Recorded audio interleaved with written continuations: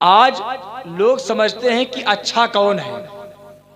जिसके पास पैसा है क्या वो अच्छा है? जिसके पास बैंक बैलेंस है क्या वो अच्छा है? जो खूबसूरत है क्या वो अच्छा है? जिसका कपड़ा अच्छा है क्या उसे अच्छा कहा जाएगा? या जो महंगा जूता पहन लिया क्या वो अच्छा कहा जाएगा? तो हम आपसे नहीं पूछेंगे और ना इस गांव के लोगों से पूछेंगे।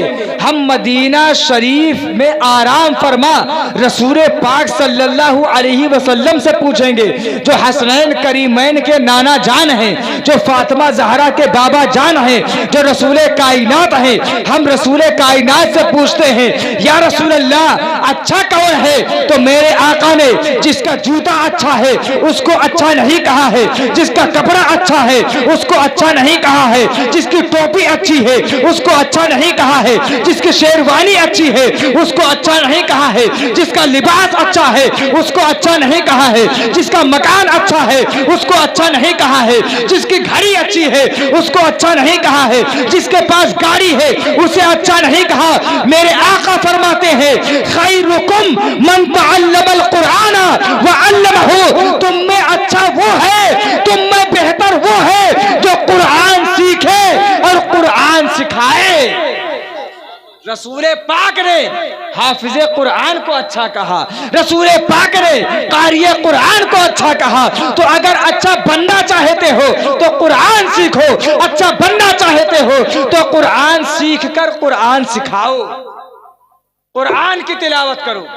आज कुछ गांव ऐसे हैं जो गांव वालों ने खुद रिपोर्ट दिया है कि 2-3 वक्त कभी कभी ऐसा हो जाता है कि मेरे गांव में अजान नहीं हुई।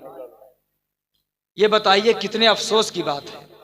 2-3 वक्त हो जाता है, मुसलमानों से भरी है आबादी, लेकिन गांव में अजान नहीं होती। क्यों? इसलिए कि वहां कोई हाफिज नहीं है, वहां कोई कारी नहीं है, वहां कोई आलिम नहीं है। अरे मैं कभी कभी अफसोस करता हूं कि आज तो ये वक्त है कि मस्जिद में अजान नहीं होती है। एक वक्त गुजर गया अजान नहीं हुई, ज़ोहर का वक्त गुजर गया अजान नहीं हुई, मगरिब का वक्त गुजर गया अजान नहीं हुई। अरे कहीं वो वक्त न आ जाए कि मुर्दे को बगैर जनाजे के दफन करना पड़े, कहीं ऐसा वक्त ना आ जाए। इसलिए ऐ लोगों, अपने बच्चों को हाफिज़े कुरान बनाओ, अपने बच्चों को आलिम बनाओ, और अगर आलिम और हाफिज नहीं बना सकते तो कम अज कम इतना बना दो कि फातिहा कर लिया करे, कम अज कम इतना बना दो कि जनाजा पढ़ लिया करे, कम से कम इतना बना दो कि जरूरियाते दीन को समझ ले। हजरत इमाम हसन हुसैन, उनकी शान कितनी अजीम है। रसूल पाक ने फरमाया, अल हसनु वल हुसैनु सय्यदा शबाबी अहलिल जन्ना। हसन हुसैन ये जन्नती जवानों के सरदार हैं और रसूल पाक मालिक जन्नत हैं। आप जिस चीज के मालिक हैं, जैसे आप 1000 रुपया के मालिक हैं, अब आप जिसे चाहे दें, चाहे 100 रुपया दें, चाहे 200 रुपया दें, चाहे 300 रुपया दें, चाहे 500 रुपया दें, और इसलिए कि आप उसके मालिक हैं। अल्लाह ने अपने हबीब को मालिक जन्नत बना दिया है, तो रसूल पाक जिसे चाहे जन्नत दे और जिसके लिए चाहे मेरे आका जन्नत का दरवाजा बंद कर दे। मेरे आका मालिक मुख्तार है। यही वजह है कि मेरे आका ने सिद्दीक अकबर को जन्नती कहा, उस्मान गनी को जन्नती कहा, फारूक आजम को जन्नती कहा, मौला अली को जन्नती कहा, और इमाम हसन हुसैन को मेरे आका ने फरमा दिया, अल हसन वल हुसैन सय्यदा शबाबी अहलिल जन्ना। हसन हुसैन ये जन्नती जवानों के सरदार हैं। इसलिए कि मालिके कौनैन हैं, गो पास कुछ रखते नहीं, दो जहां की नेमतें हैं उनके खाली हाथ में। और खाली हाथ का क्या माना? क्या ये माना होगा कि हाथ खाली है? नहीं, खाली उनके हाथ में, ये माना हुआ। जैसे कहने खाली तुम ये काम करोगे, खाली तुम वहां जाओगे, क्या मतलब? सिर्फ तुम ही वहां जाओगे, तो दो जहां की नेमतें हैं उनके खाली हाथ में, यानी मेरे आका ही के हाथ में जन्नत की चाबी है। जिसे चाहेंगे मेरे आका जन्नत में दाखिल करेंगे और जिस पर चाहेंगे जन्नत का दरवाजा बंद कर देंगे। इसलिए जन्नत में वही जाएगा जिसके दिल में रसूल पाक की मोहब्बत है। जन्नत में वही जाएगा जिसके दिल में सिद्दीक की मोहब्बत है। जन्नत में वही जाएगा जिसके दिल में फारूक की मोहब्बत है। जन्नत में वही जाएगा जिसके दिल में उस्मान की मोहब्बत है। जन्नत में वही जाएगा जिसके दिल में अली की मोहब्बत है। जन्नत में वही जाएगा जिसके दिल में हसन की मोहब्बत है, जिसके दिल में हुसैन की मोहब्बत है, जिसके दिल में फातिमा की मोहब्बत है और जिसके दिल में यजीद की मोहब्बत है, वो जन्नत की खुशबू तक नहीं पाएगा। इसलिए आमा पोखर वालों, ये बात आम कर दो कि लोग ठोकर न खाएं और इमाम हसन और हुसैन से मोहब्बत करें, हजरत मौला अली से मोहब्बत करें, तमाम सहाबा से मोहब्बत करें और अहले बैत से मोहब्बत करें। इसलिए कि अहले बैत इमाम हसन और हुसैन, अली व फातिमा के बगैर किसी की कश्ती पार नहीं हो सकती। इसलिए उनसे खूब मोहब्बत करें और कुरान और अहले बैत का दामन, दोनों का दामन मजबूती से पकड़े रहें। अहले सुन्नत का है बेड़ा पार असहाबे हुजूर, नज्म है और नाव है इतरत रसूलुल्लाह की। इसलिए मौला अली से खूब मोहब्बत करें, इमाम हसन हुसैन से खूब मोहब्बत करें और अली को भी माने और अली की भी माने, हसन को भी माने, हसन की भी माने, हुसैन को भी माने, हुसैन की भी माने, फातिमा को भी माने, फातिमा की भी माने। अरे वो कैसा इंसान है कि अजान होती है, फजर की नमाज नहीं पढ़ता, अजान होती है, जुहर की नमाज नहीं पढ़ता, अजान होती है, असर की नमाज नहीं पढ़ता, अजान होती है, मगरिब की नमाज नहीं पढ़ता, अजान होती है, ईशा की नमाज नहीं पढ़ता। अरे मेरे इमाम ने सजदे में सर रख के कटा दिया कि लोगों मुसीबत आ जाए नमाज ना छोड़ना, मुसीबत आ जाए बंदगी ना छोड़ना, मुसीबत आ जाए सजदा ना छोड़ना, मुसीबत आ जाए रुकू ना छोड़ना। और हमारे यहाँ अगर बच्चे का खतरा हो जाए तो नमाज भूल जाते हैं, अगर घर में शादी हो तो नमाज भूल जाते हैं, मगर कुर्बान जाओ इमाम हुसैन पर। अली अकबर शहीद हो गए, नमाज ना छूटी, अली अकबर शहीद हो गए, नमाज ना छूटी, अली असगर शहीद हो गए, नमाज ना छूटी। तो जो सच्चा हुसैनी होगा वो सच्चा नमाज का भी पाबंद होगा। इसलिए आमा पोखर वालों, इमाम हुसैन अगर चाहते तो जंग करते करते शहीद हो जाते, इसलिए कि वो किसी बुज़दिल के बेटे नहीं हैं, हैदर कर्रार के बेटे हैं। तन्हा इमाम हुसैन चाहते तो सारी यजीदियत को फना कर देते, मगर मेरे इमाम ने न जंग करते हुए अपना सर कटाया, न घोड़े पर अपना सर कटाया, न यजीदियों को मारते हुए अपना सर कटाया, न नहरे फरात के सामने अपना सर कटाया। मेरे इमाम ने अपना सर कटाया तो सजदे में कटाया और अपने मानने वालों को यह पैगाम दे दिया है कि कोई भी मुसीबत आ जाए मगर नमाज तर्क न कर। करबला की पूरी तारीख देख लीजिए, क्या मेरे इमाम ने कभी नमाज तर्क की? क्या अली अकबर ने कभी नमाज तर्क की? क्या हजरत कासिम ने कभी नमाज तर्क की? तो अगर आज हम इस बात का दम भरते हैं कि हम तो हुसैन के मानने वाले हैं, हम तो हसन के मानने वाले हैं, हम तो फातिमा के मानने वाले हैं, हम तो अली के मानने वाले हैं, तो हम नमाज क्यों तर्क करते हैं? और मैं कहता हूं कि जो शरीयत की मुखालफत करे वो अली वाला नहीं है, जो शरीयत की मुखालफत करता है वो पतली गली वाला होता है। अली वाला कभी बुज़दिल नहीं होता, हुसैन वाला कभी बुज़दिल नहीं होता, अहले बैत वाला कभी बुज़दिल नहीं होता, वो शरीयत का पाबंद होता है। और हाफिज शाहिद साहब, इनकी इज्जत आज क्यों है? इसलिए कि इन्होंने कुरान करीम हिफ्ज़ मुकम्मल कर लिया। बहुत सारे लोग ऐसे भी हैं जो इनके साथी हैं, वो उधर बैठे हैं और ये इधर बैठे हैं, बल्कि इनके वालिद, इनके चचा और इनके घर के दीगर लोग उधर बैठे हैं और ये इधर बैठे हैं, तो इन्हें ये इज्जत क्यों मिली? क्या इनकी इज्जत पैसे की बुनियाद पर है? क्या इनकी इज्जत दौलत की बुनियाद पर है? क्या इनकी इज्जत सरवत की बुनियाद पर है? क्या इनकी इज्जत शोहरत की बुनियाद पर है?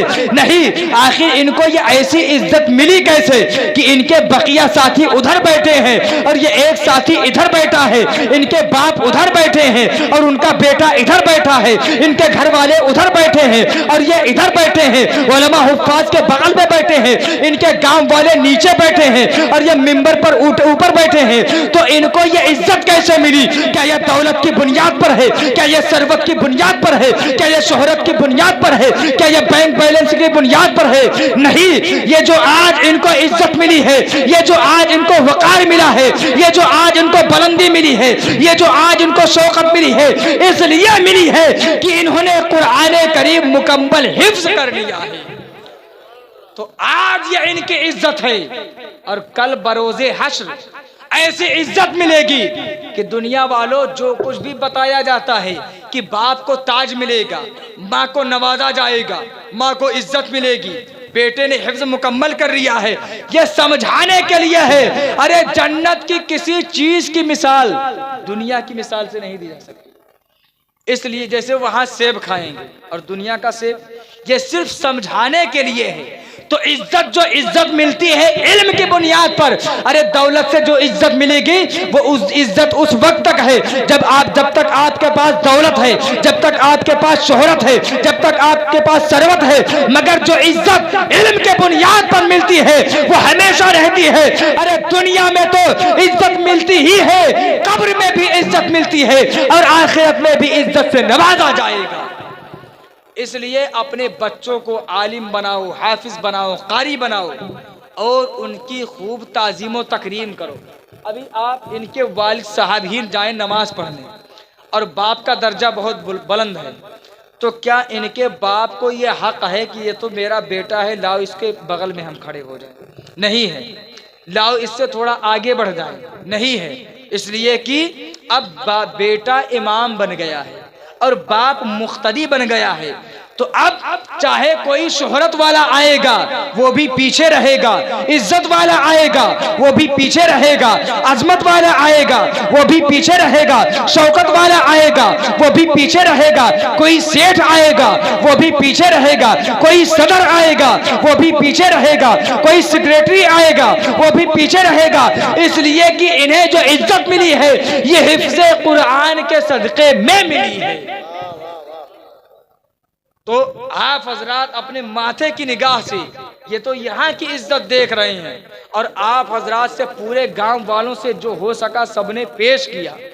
ये आपकी मोहब्बत है, लेकिन जो आप इनसे मोहब्बत करते हैं इसका भी अज्र आपको मिलेगा। आप अपने बाप से मोहब्बत करते हैं इसका भी अज्र मिलेगा, आप अपनी माँ से मोहब्बत करते हैं इसका भी अज्र मिलेगा। अरे मैंने रसूल पाक को देखा नहीं, आपने रसूल पाक को देखा नहीं, मगर रसूल पाक से मोहब्बत है, सिद्दीक़ अकबर से मोहब्बत है, फारूक आजम से मोहब्बत है, उस्मान गनी से मोहब्बत है, मौला अली से मोहब्बत है, इमाम हसन से मोहब्बत है, इमाम हुसैन से मोहब्बत है और हजरत फातिमा से मोहब्बत है। और हदीस में है जिससे जो मोहब्बत करता है वो उसी के साथ होगा।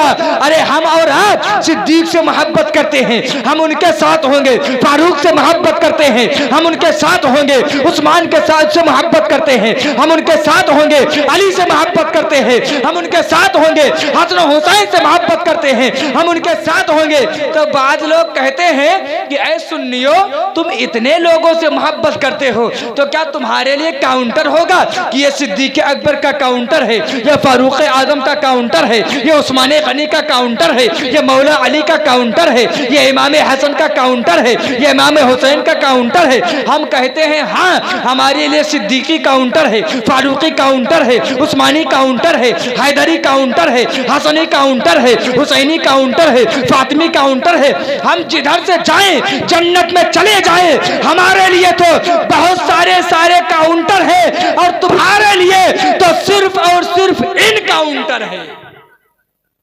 इसलिए कि जो सहाबा और अहले बैत का गुस्ताख है वो बचकर नहीं जा सकता, और जो उनसे मोहब्बत करने वाला है अगर वो गुनहगार है तो ढूंढा ही करे सदरे क़यामत की सिपाही। वो किसको मिले जो तेरे दामन में छुपा हो। तो इसलिए सहाबा अहले बैत से मोहब्बत करो। और अल्हम्दुलिल्लाह हम यहाँ बैठे हैं, हम इमाम हसन का नाम लेते हैं तो आप हमें मुलाहजा फरमाते हैं। जब सरकार गौस पाक मुलाहजा फरमाते हैं तो इमाम हसन और हुसैन की क्या शान होगी। जब सरकार गौस पाक मुलाहजा फरमाते हैं तो सिद्दीक़ो फारूक़ो उस्मानो अली की क्या शान होगी। जब ये सहाबा मुलाहजा करते हैं तो रसूल पाक की शान क्या होगी। कुछ बातें बता दूं दुरूद शरीफ के हवाले से।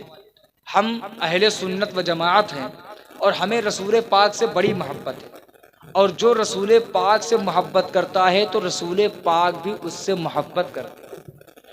हम एक एक महीना गुजर जाता है रसूल पाक पर दुरूद नहीं पढ़ते, जबकि मेरे आका फरमाते हैं कि जो मुझ पर दुरूद पढ़ता है तो फिरिश्ते मेरी बारगाह में पेश करते हैं। और एक हदीस में तो यह है कि रसूल पाक खुद मुलाहजा फरमाते हैं कितनी मोहब्बत है रसूल पाक को हम और आप से। मगर क्या हम और आप रसूल पाक पर दुरूद पढ़ते हैं।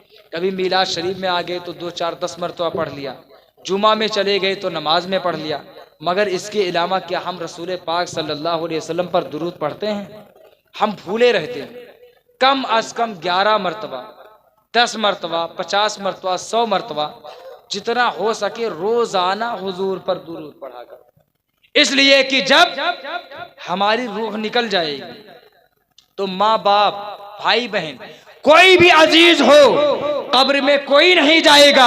चाहे वो बाप हो कब्र में नहीं जाएगा, माँ हो कब्र में नहीं जाएगी, भाई हो कब्र में नहीं जाएगा। अगर जाएगा तो हमारा अमल जाएगा, अगर जाएगी तो हमारे साथ नमाज जाएगी, अगर जाएगा तो हमारे साथ दुरूद जाएगा, अगर जाएगा तो हमारे साथ हमारा नेक अमल जाएगा। अरे जहां सब साथ छोड़ देते हैं, जहां बाप साथ छोड़ देता है, जहां भाई साथ छोड़ देता है, जहां माँ साथ छोड़ देती है, जहां बेटी साथ छोड़ देती है, जहां सब छोड़ जाते हैं वहां सरवरे कायनात मदद करते हैं। तो इसलिए लोगों रसूल पाक को खूब याद करा। मेरे इमाम फरमाते हैं जो न भूला हम गरीबों को रजा, याद उसकी अपनी आदत कीजिए। जो रसूल पाक पर दुरूद पढ़ता है उसकी कब्र में उजाला होता है। और ये दुनिया मतलब की है। अगर आप अपने बच्चे को कमाकर जब तक दे रहे हैं तब तक वो आपसे खूब मोहब्बत कर रहा है। मैं 2 4 10 को छोड़ के बता रहा हूँ जिनकी तरबियत अच्छी है, लेकिन आप मुआशरे में नज़र दौड़ा के देखिए, ना बाप बेटे का है ना बेटा बाप का है। बाप माँ बाप तो खैर मोहब्बत करते ही हैं, लेकिन माँ बाप को चाहिए कि अपने बच्चों की अच्छी तरबियत करें।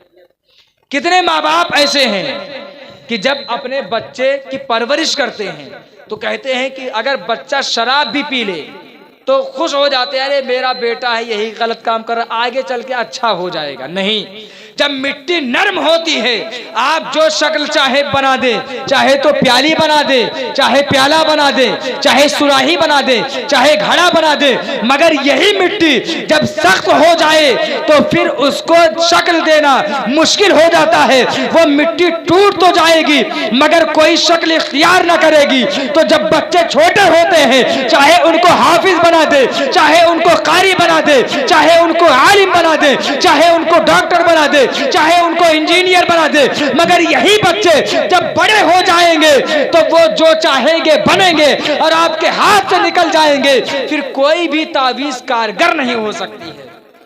तो बच्चे जब छोटे हों तभी से उनकी तरबियत कीजिए और उन्हें इज्जत दीजिए और उनकी अच्छी तरबियत कीजिए। कोई बच्चा ऐसा आपने देखा कि माँ बाप ने सही तरबियत ना की हो और फिर भी वो बहुत बड़ा आलिम, बहुत बड़ा कारी बना हो? माँ बाप का अहम रोल होता है। हम सरकार गौस पाक को देखें, उनके वालिदैन कितने अच्छे थे। हम गरीब नवाज को देखें, उनके वालिदैन कितने अच्छे थे। हम सैयदे सालार को देखें, उनके वालिदैन कितने अच्छे थे। तो अपने बच्चों के लिए दुआ भी किया करो, उनको बद्दुआ ना दिया करो और उनकी इज्जत ताजीम और तकरीम खुद करो और उनको सीधे रास्ते पर लगाओ। एक आखिरी बात मैं अर्ज कर दूं आपसे, हजरत सैयद सालार मसूद गाजी, ऐसा मैं सोचता हूं कि नहीं होना चाहिए कि सरकार गाजी पाक के इलाके में आऊं, गाजी पाक से का जिक्र न करूं। और अल्हम्दुलिल्लाह हमें भी सरकार गाजी पाक से गायत दर्जा मोहब्बत है, और क्यों ना हो, हर ईमान वाला उनसे मोहब्बत करता है। मैंने एक बादशाह के बारे में पढ़ा, बादशाह फिरोज शाह, वो ठट्ठा जो सिंध में पड़ता है, वहां जंग में मसरूफ था। उसकी माँ दहली में अपने मकान के छत के ऊपर थी। कुछ लोग जुलूस की शक्ल में बहराइच शरीफ आ रहे थे, तो उसकी माँ ने पूछा कि ये लोग कहाँ जा रहे हैं। तो उसकी माँ को बताया गया ये लोग सैयद सालार की बारगाह में जा रहे हैं, और उनकी बारगाह निहायत ही फैज़ वाली बारगाह है, जहाँ अंधे को आंख मिलती है, बे औलाद को औलाद मिलती है, जहाँ मुरादें पूरी होती हैं। तो उसकी माँ ने सोचा कि अरे जब वो इतनी बरकत वाली बारगाह है तो क्यों ना अपने बेटे के लिए मैं दुआ कर दूं और उनसे मन्नत कर दूं कि अगर ये मन्नत पूरी हो जाए तो मैं अपने बेटे को आपकी बारगाह में भेजूंगी। इतना उसने हजरत गाजी पाक की बारगाह में कहा। उधर वो शिकस्त खाने वाला था, मगर अल्लाह ने उसे फतेह अता फरमा दी। जब उसका बेटा वापस आया और उसकी माँ ने सुना कि मेरा बेटा फतेह पाकर आया है, तो उसकी माँ ने कहा कि बेटे, ये जो तुम्हें इज्जत मिली है ये ताकत की बुनियाद पर नहीं, ये जो तुम्हें अजमत मिली है ये ताकत की बुनियाद पर नहीं, ये जो तुम्हें फतेह मिली है ये लश्कर की बुनियाद पर नहीं, तुम्हें जो फतेह मिली है ये सैयद सालार की दुआ की बरकत से मिली है। जब इतना उसने कहा और कहा सुनो, जाओ सरकार गाजी पाक की बारगाह में तुम हाजिरी दो। वो बुजुर्गों से मोहब्बत करता था। सरकार गाजी पाक की बारगाह में हाजिरी देने के लिए आने लगा। सरकार गाजी पाक की बारगाह के करीब पहुंचा तो कुछ लोगों ने उसे शक में मुब्तला कर दिया कि सरकार गाजी पाक की जो कब्र मशहूर है वो उनकी कब्र नहीं है। अब उसने सोचा कि हम कैसे मालूम करें। उसने सोचा कोई साहिबे कश्फ बुजुर्ग अगर मिल जाए तो वो सही रहनुमाई फरमा दें। तो एक बुजुर्ग अमीर माह जो आप हजरात जानते होंगे वो मिले और उन्होंने कहा कि जो कब्र मशहूर है गाजी पाक की वही सरकार गाजी पाक की कब्र है। तो उसने कहा कि आपको कैसे पता चला। तो उसने कहा फला तारीख में फला दिन फला वक्त मैंने देखा कि सरकार गाजी पाक अपनी कब्र अनवर से निकले हैं और जहां तुम जंग लड़ रहे थे गाजी पाक ने वहां जाकर तुम्हारी मदद की है। उसके बाद वापस आए तो इसी कब्र में चले गए। मैं अर्ज यह करना चाहता हूं कि जब माँ दुआ कर दे अपने बेटे के लिए तो गाजी पाक कब्र अनवर से निकल के मदद करते हैं। तो यही माँ जब अपने बेटे के लिए दुआ कर दे, या अल्लाह मेरे बेटे को हाफिज बना दे, या अल्लाह मेरे बेटे को आलिम बना दे, या अल्लाह मेरे बेटे को कारी बना दे, या अल्लाह मेरे बेटे को आलिम रब्बानी बना दे, या अल्लाह मेरे बेटे को मालदार बना दे, या अल्लाह मेरे बेटे को सेठ बना दे, या अल्लाह मेरे बेटे को कामयाबी वाला बना दे। तो जो दुआ पीरों की, जो असर पीरों की दुआ में नहीं है उससे ज्यादा असर माँ बाप की दुआओं में होती है। इसलिए अपने वालिदैन से खूब दुआ लिया करो। और मैंने तो आला हजरत के बारे में पढ़ा हजरत कि आज अगर माँ बाप डांट दे बेटे को तो लोग नाराज हो जाते हैं। सरकार आला हजरत अपने बेटे को खुद पढ़ाते थे। आज अगर आदमी कारखाना डाल ले सिलाई वगैरह किसी चीज का तो कहता है कि हजरत मुझे टाइम ही नहीं मिलता, किसी हाफिज साहब को बुला के और बच्चे को पढ़ा देते हैं। सरकार आला हजरत कितने बड़े मुजद्दिद हैं कि हिंदुस्तान तो हिंदुस्तान है, बाहर से लोग आला हजरत से मसला पूछते थे और जिन्होंने 1000 से ज्यादा किताबें लिखी, मगर आला हजरत अपने बेटे हुज्जतुल इस्लाम मौलाना हामिद रजा साहब को खुद पढ़ाते थे। एक दफा आला हजरत अपने बेटे को पढ़ा रहे हैं और आला हजरत की आदत करीमा थी कि जब तक पिछला नहीं सुन लेते थे आगे सबक नहीं देते थे। एक मर्तबा आला हजरत ने मौलाना हामिद रजा साहब जिनको हुज्जतुल इस्लाम कहा जाता है उनका पिछला सुना तो उनको याद न था, तो आला हजरत ने उन्हें सजा दी। और आप सब जानते हैं कि दादा दादी अपने पोता पोती पोती से बड़ी मोहब्बत करते हैं। जब आला हजरत की वालिदा को ये खबर हुई कि मेरे पोते हामिद रजा को मेरे बेटे आला हजरत यानी अहमद रजा ने मारा है, तो वो नाराज हो गई और आला हजरत के पास आई और आला हजरत को मारने लगी कि हामिद रजा को क्यों मारा। तो आला हजरत नाराज नहीं हुए कि मैं तो आला हजरत हूँ, मुझे आपने क्यों मारा, मैं तो अहमद रजा हूँ, मुझे आपने क्यों मारा, मैं तो मुजद्दिद आदम हूँ, मुझे आपने क्यों मारा। आला हजरत नियत बांध कर खड़े हो गए और अर्ज करते हैं कि ऐ मेरी माँ, मुझे उस वक्त तक मारो जब तक कि आपका गुस्सा ठंडा ना हो जाए। आमा पोखर वालों, अगर लोग मशहूर हो जाएं और उनके माँ बाप डांट दे बाहर तो लोग नाराज हो जाएंगे कि अरे मेरी माँ ने तो डांट दिया, और आप समझाएं कि अरे आपकी माँ है ना, हाँ हाँ ठीक है माँ है, लेकिन उन्हें तो भी मेरा ख्याल रखना चाहिए, लड़ जाएंगे। मगर आला हजरत नाराज नहीं हुए, दस्त बस्ता खड़े हो गए, अर्ज करते हैं मेरी माँ मुझे उस वक्त तक मारो जब तक कि आपका गुस्सा ठंडा ना हो जाए। आला हजरत ने अपनी माँ से लड़ाई नहीं की, आला हजरत ने अपनी माँ को झड़का नहीं। अरे जब कोई इस तरह से माँ बाप का अदब करता है तभी तो इमाम अहमद रजा बनता है, और जब माँ बाप ऐसे अदब वाले हों तभी तो बेटा आला हजरत बनता है।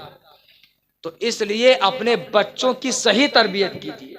देखिए आला हजरत कितने मसरूफ थे, 1000 से ज्यादा किताबें लिखी और पढ़ाया, तो किसी को सदरुल अफाजिल बनाया, किसी को शेर सुन्नत बनाया, किसी को सदरुल शरिया बनाया, किसी को अल्लामा जफरुद्दीन बिहारी बनाया। मगर अपने बेटे के लिए ये नहीं कहा कि अरे हम बड़े मसरूफ हैं, किताबें लिखते हैं, किसी हाफिज साहब को कह दें कि वो पढ़ा दिया करें। आला हजरत अपने बेटे को खुद बैठते थे पढ़ाने के लिए।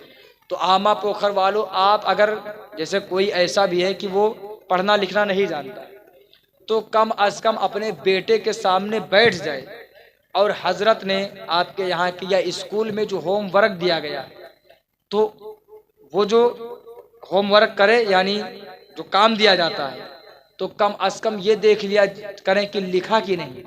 जब आप इस तरह से अपने बेटे की तरबियत करेंगे, उसकी निगरानी करेंगे, तो बेटा हाफिज शाहिद रजा बनेगा। और जब आप अपने बच्चों के हवाले से बेराह रवी के शिकार हो जाएंगे तो बच्चा फिर आपका गुस्ताख बन जाएगा। इसलिए अपने बच्चों की सही तरबियत करें।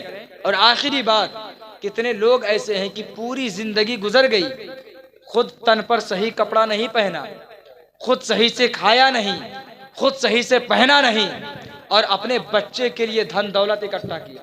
लेकिन यही बच्चा जब शराबी हो गया, यही बच्चा जब जुआरी हो गया, यही बच्चा जब ताश खेलने लगा, सारी दौलत बाप के सामने उसने रायगा कर दी, खर्क कर दिया। तो अगर आप अपने बच्चे को लायक व फायक बनाएंगे, 100 रुपया देंगे, अपनी मेहनत से 500 बना देगा, 500 देंगे, अपनी मेहनत से 1000 बना देगा। लेकिन अगर बच्चा शराबी निकल गया और आप पूरा महल बना कर दें, तो वो उसको कुटिया में तब्दील कर देगा, जमीन जायदाद तक बेच देगा। इसलिए जब हम सबका ये दावा है कि हम इमाम हुसैन से मोहब्बत करते हैं, सहाबा से मोहब्बत करते हैं, अहले बैत से मोहब्बत करते हैं, तो हम अपने बच्चों की सही तरबियत करें। और आप हजरात लायक मुबारकबाद है कि इतनी ठंड में आप हजरात यहाँ बैठे थे, इससे आप हजरात के ज़ौक़ व शौक़ का पता चलता है। मैं खुदाए ताला की बारगाह में दुआ करता हूँ कि अल्लाह ताला आमा पोखर पर रहमत व अनवार की बारिशें नाजिल फरमाए। यहाँ के जो मोमिन व मोमिनात मरहूमीन हैं, अल्लाह रब्बुल इज़्ज़त उनकी बेहिसाब मग़फ़िरत फरमाए। अल्लाह रब्बुल इज़्ज़त हम सब की बेहिसाब मग़फ़िरत फरमाए। अल्लाह रब्बुल इज़्ज़त आली जनाब मोहम्मद डब्लू खान साहब और हाफिज शाहिद रज़ा साहब को हज़रत सरकारे मसौली का सदका अता फरमाए। हम सब को तमाम औलियाए किराम सरकार गाज़ी पाक का सदका अता फरमाए।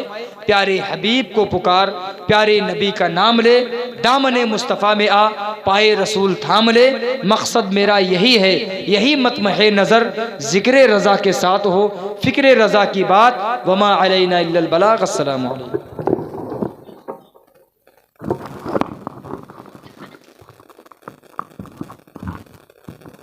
या नबी सलाम अलैका, या रसूल सलाम अलैका, या हबीब सलाम अलैका, सलवातुल्लाह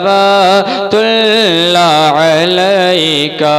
मेरे आका कमली वाले, मेरे दिल में रहने वाले, मेरे दिल से अब न जाना, ऐ मदीने रहने वाले।